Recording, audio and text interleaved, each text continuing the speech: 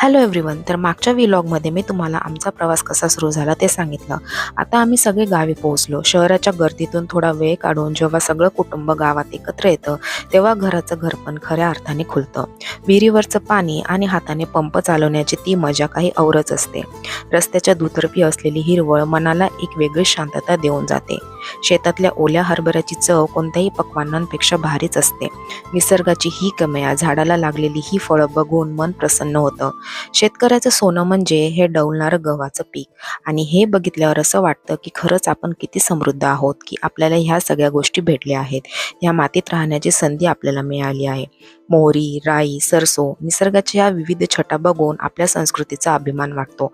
आणि म्हणूनच नाती आणि शेती दोन्ही मनापासून जपली की फळही नेहमी गोडच मिळतं.